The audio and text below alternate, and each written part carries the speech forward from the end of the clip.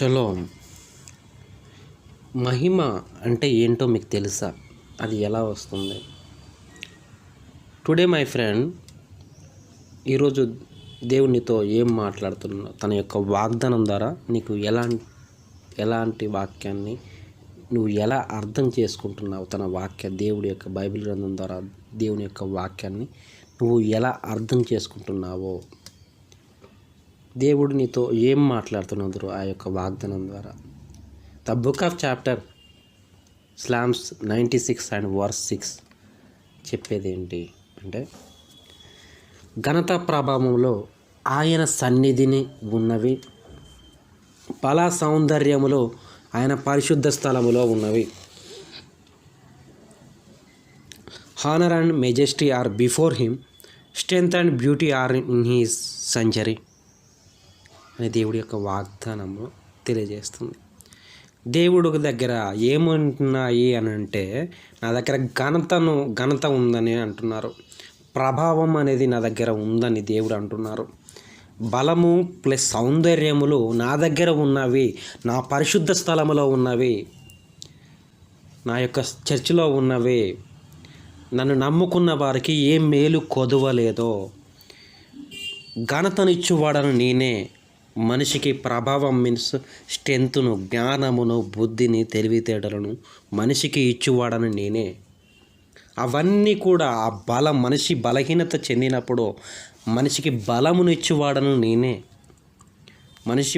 మనిషి బ్రతకలేని వాడికి బ్రతుకు నేర్పించువాడను నేనే. అందంగా లేని వారికి అందాన్ని ఇచ్చువాడను నేనే. అవన్నీ కూడా నేను బైబిల్ గ్రంథంలో లిఖింపజేసి మానవుడికి ఇచ్చాను. కానీ మానవుడు దాన్ని యూటిలైజ్ చేసుకోలేకపోతున్నాడో. ఎవరైతే ఆ బైబిల్ గ్రంథం చదువుతున్నారో, ఆ బైబిల్ గ్రంథంలో ఉన్నటువంటి ఘనత, ప్రభావములు, బలము, సౌందర్యములు ఆయన సన్నిధికి వచ్చినప్పుడు అవి ఇవ్వబడతాయి. మీరు బైబిల్ గ్రంథం చదివినప్పుడు దాంట్లో ఏమున్నాయో పరీక్షించి చూడండి. దేవుడు ప్రతి మానవుడికి కావలసిన ఆహారము, జ్ఞానము, బుద్ధి, తెలివితేటలు ఆ బైబిల్ గ్రంథంలో చిత్రీకరించి ఉంచారు. ఈ యొక్క వాగ్దానం ద్వారా దేవుడు నీకు ఇచ్చేది ఏంటంటే ఘనతను, ప్రభావాన్ని. ఘనత మీన్స్ నీ దగ్గర డబ్బు ఎంతుంది, డబ్బును బట్టి ఘనత వస్తుంది. డబ్బు ఉంటే కార్లు కొంటావు, బంగ్లా ఉంటుంది, అందును బట్టి నీ స్టేటస్ పెరుగుతుంది. ప్రభావం మీన్స్ నీకు మనిషిలో ఉండే పలుకుబడి, పేరు, ఘనత ఎలా వస్తుంది? ప్రభావం. నీ యొక్క పేరును బట్టి నువ్వు మంచిగా చదివావనుకో అలా పేరు వస్తుంది. మంచిగా స్పోర్ట్స్ ఆడావనుకో మంచి పేరు వస్తుంది. వాటి వల్ల నీ ఘనత పెరుగుతుంది, నీ డబ్బు, నీ హోదా పెరుగుతుంది. అలా పెరగడానికి, అవి రావడానికి దేవుడు నీ హృదయంలో ఆలోచన పుట్టించినప్పుడు, నువ్వు స్పోర్ట్స్ పైన, స్టడీస్ పైన మక్కువతో, ఇష్టంతో చదివినప్పుడు గొప్ప పేరు, ప్రఖ్యాతలు పొందుతావు. బలము కావాలంటే మంచి ప్రోటీన్ ఫుడ్ అది ఇది తీసుకొని తినాలి. అది నీకు రావాలి అంటే దేవుడు నీ హృదయంలో ఆలోచన పుట్టించాలి. లేకపోతే నీకు ఎవరైనా చెప్పాలి. నీకు తెలిస్తే అవి నువ్వు బలాన్ని పొందుకుంటావు. కానీ బలహీనంగా ఉన్నవారు ఎక్కడ కూడా ఏ విషయంలో కూడా బలహీనత చెందిన వారు ఉన్నట్లయితే నా సన్నిధికి వచ్చినప్పుడు ప్రార్థన చేయమని అడిగినప్పుడు, ప్రార్థన చేసినప్పుడు కూడా బలహీనులు బలపరచబడతారు, అందహీనులు అందంగా మార్చబడతారు. ఇవన్నీ నా బైబిల్ గ్రంథంలో ఉన్నాయి. ప్రియ స్నేహితుడా, ఒక్కసారి బైబిల్ గ్రంథం చదువు, ఒక్కసారి ప్రార్థన చేసి చూడు. దేవుడు నీ జీవితంలో కార్యం చేసి చూపిస్తారు. ఒక్కసారి మోకరించి ప్రార్థన చేయి.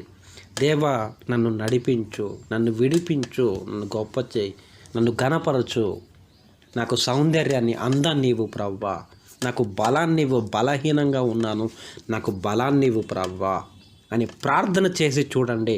దేవుడు మీ జీవితంలో కార్యం చేస్తాడు.